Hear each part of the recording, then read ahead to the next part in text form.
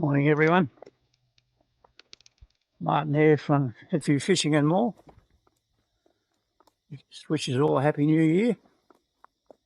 It's the last day of the silly season and the first day of the new year, and hopefully plenty of fishing. My favourite spot up here at White Patch. You wouldn't get near the ramps or anything like that, so I just come up here and see if I can catch a couple of fish for lunch. If not, doesn't matter. Just dig a few yabbies, have a bit of fish up here on the incoming tide on the sandbank as the tide comes in, and generally enjoy the morning and have a first fish of the year. Now I'll take you all along with me, and we'll see how we go. I'll catch you up on the sandbank. At a 2 metre something high tide today. The water might beat me actually. I should have been up here a bit earlier. Ah well, we'll just go and have a couple of flicks and see how it goes.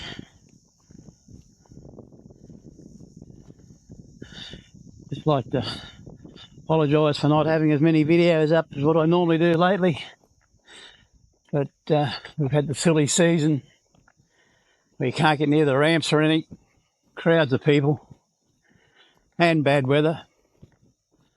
Plus I've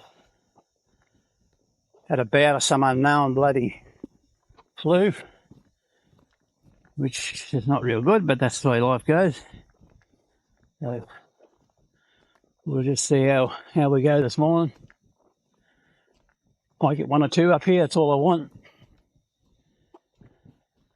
I was going to fish the sandbank all the way up. Tide's too far in, so I'll just go up here on this bank where I fish right back into the mangroves and see how we go. Just like to renew that warning to all you good people out there about the Aerogard or any of those personal insect repellents. Please don't leave them in your car in the heat or leave them sitting in the sun, because the effects of them are nasty and they take a long time to wear off. I've still got an itchy rash from it and still not feeling real bright, but so please don't leave your Aerogard in the car, even if it's not in the sun and you think it's right, it's not. Keep it in your esky, keep it in the fridge at home, because honestly what it can do is not worth it.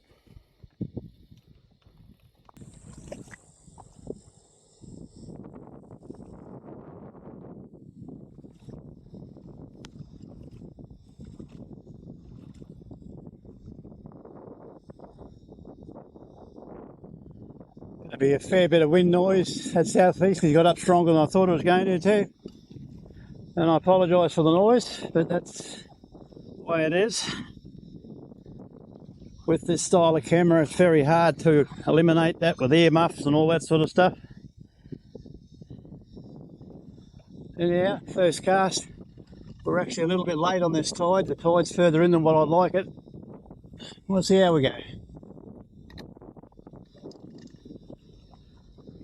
Spawn with the same gear that I always use. Little 108 Snyder glass, 500 Alvey,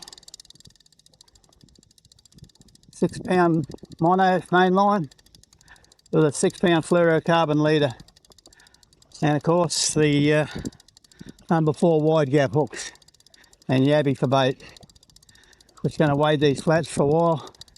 We may have had too much fresh. We've had some big storms up the headwaters of the passage. Yeah, we'll see how it goes.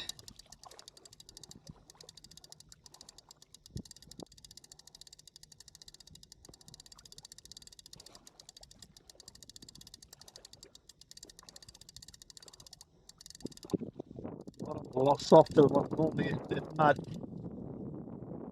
All the fish around deposit a new layer of mud.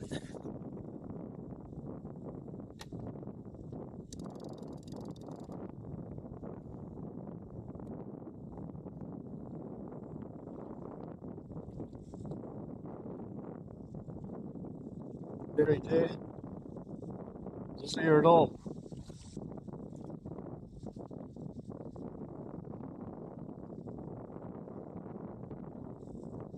And when the chance tide comes in a little bit more, might stir it up and might just bang. It's 2 metre tide, which normally this time of the year they come right up on these banks on the high tide, right in close to the mangroves. All the banks or passage here are pretty well worth a fire like that if you're left fishing land based.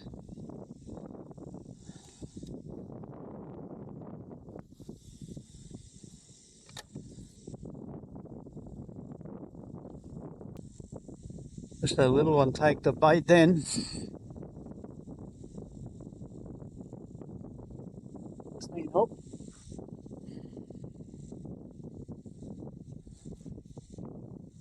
Might be one there somewhere. Just work our way up along here a little bit further. Don't like the colourless water, but they love that clear water. Preference to this. Might only be as fresh on top.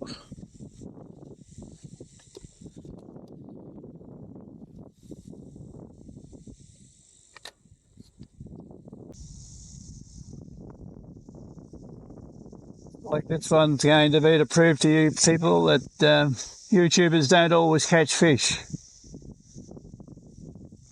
I've worked this whole bank about the last 3/4 of an hour on this making tide and haven't lost a bait. Oh, I lost one. It's just null and void of fish. Catching fish all the time. We have our bad days just like anyone else. Anyhow, well, I'll assist here for a bit longer, but I don't think it's going to change. The water's miles too fresh. It's cloudy, which whiting don't like. They like that nice clear water up on these sandbanks. But yeah. We'll have a few more casts, see how we go. If not, I'll call it quits. No. At least we tried.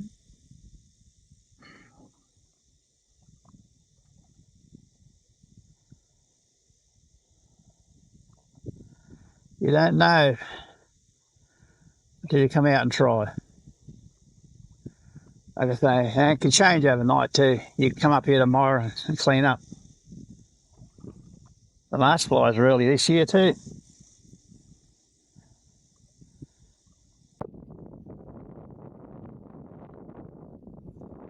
I only got a bite. Really long time. Bit me off, but just as fast, but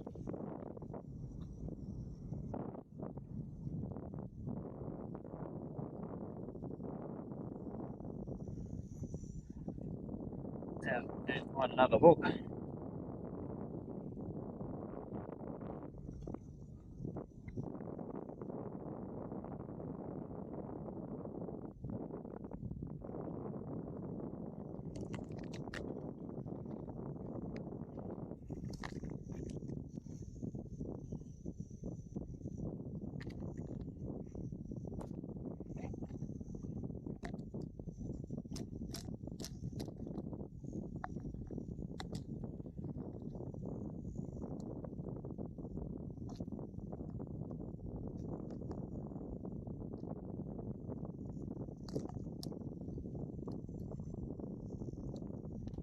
Oh, pill bottles are good for this sort of thing. You put them in your pocket, enough for the day.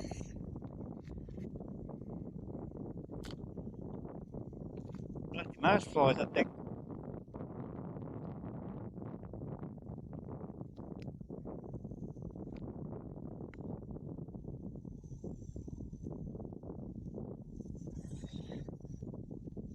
Just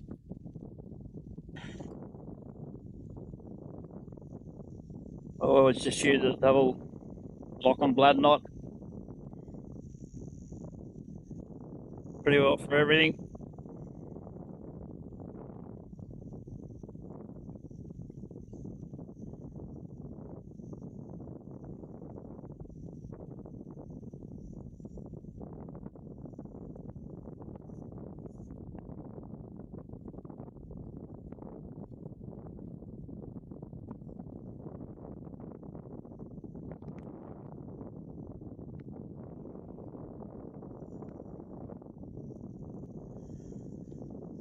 This is a bite. See if we can't get his mate.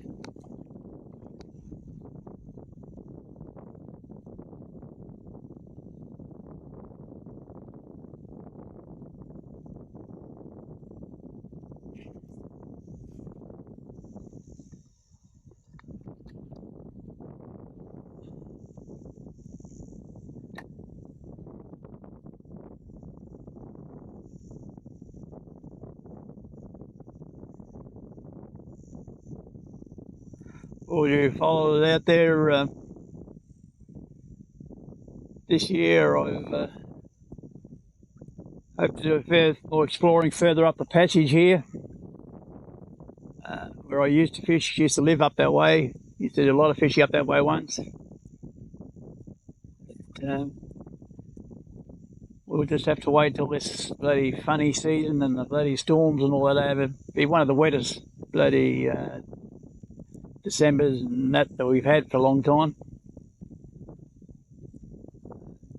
So that's the reason why it started out. It was going to be a good whiting season, but didn't eventuate.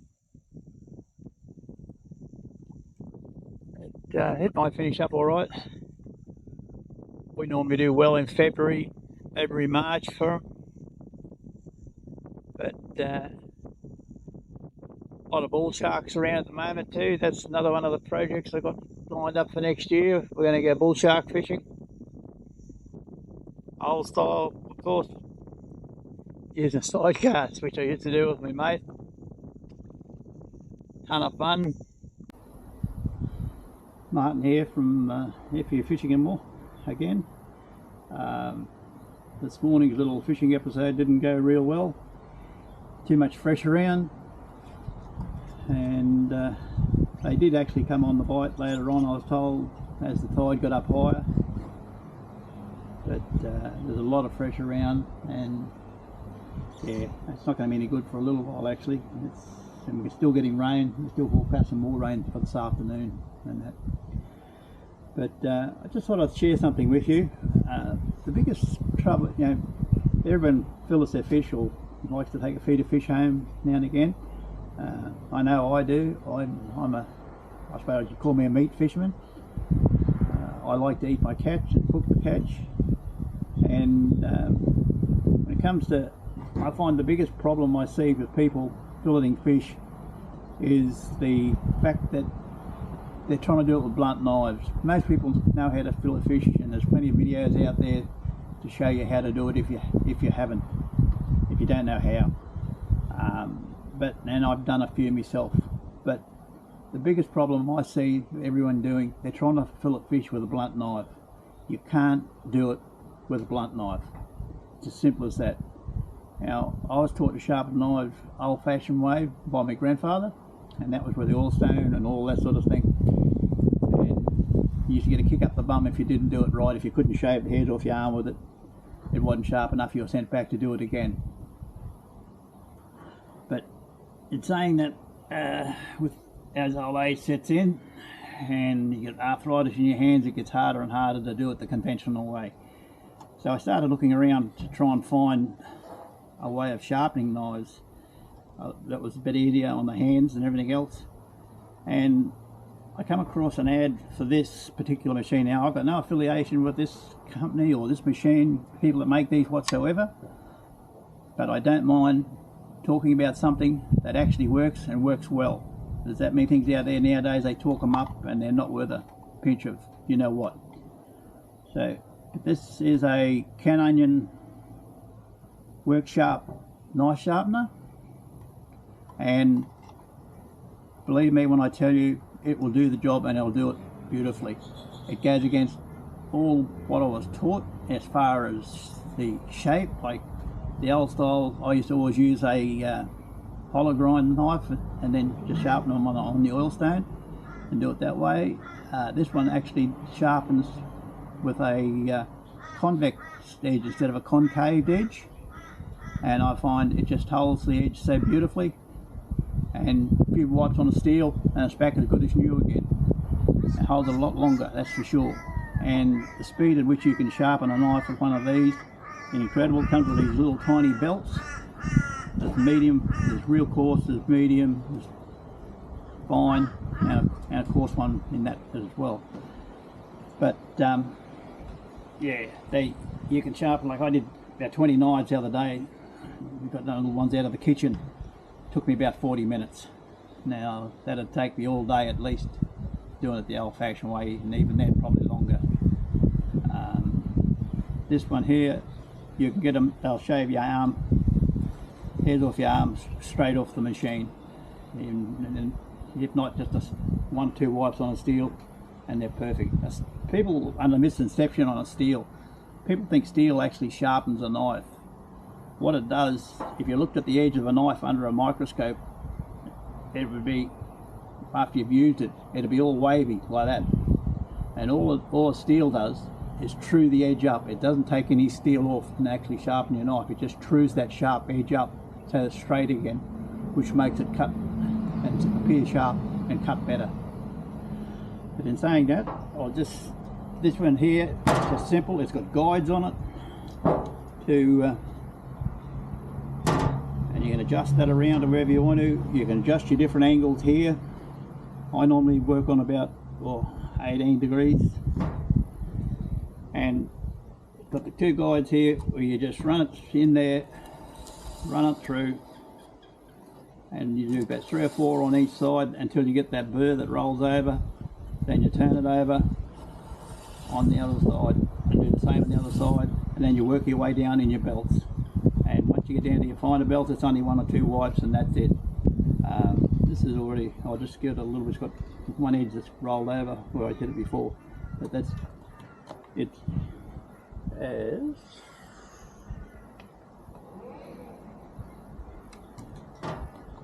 it's a variable speed trigger, so you can go slow, fast, whatever you want to, but it doesn't matter. Put it on there, draw it through like that.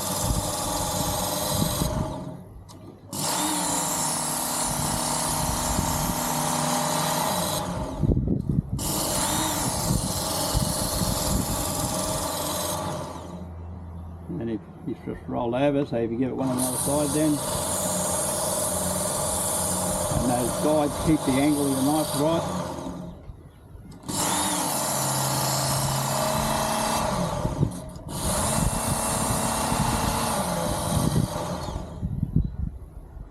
That's probably sharp as what most people use now at any rate, but and to change them, it's just easy to change. We'll put the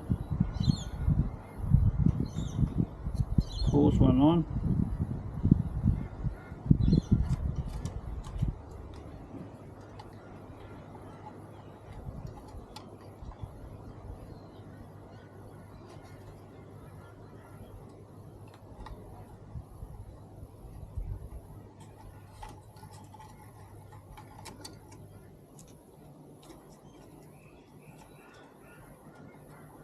Pull that little lever up there on the side, just lift that bottom roller up, put it on, and you're ready to go with your next belt.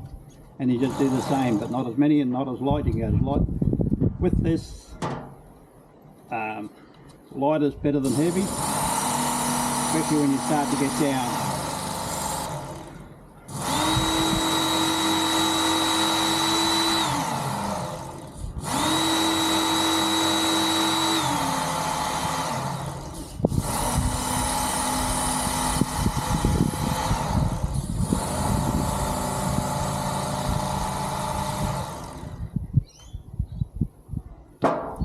You just work your way down in your different grits. We'll just go straight to the fine because that's got a pretty good edge on it there now.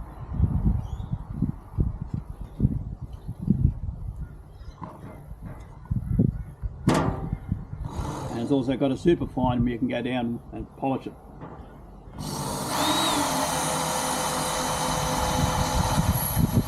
when you get down to this stage, you just do 1 or 2 on each side.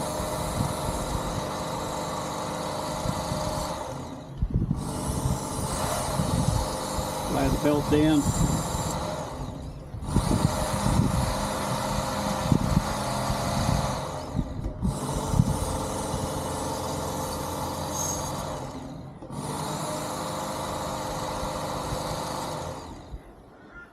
No burr on that.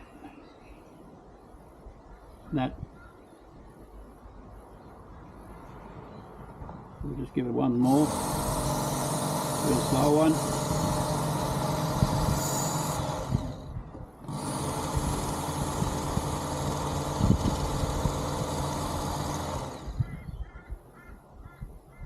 And that there will shave the hairs off your arm straight off the machine.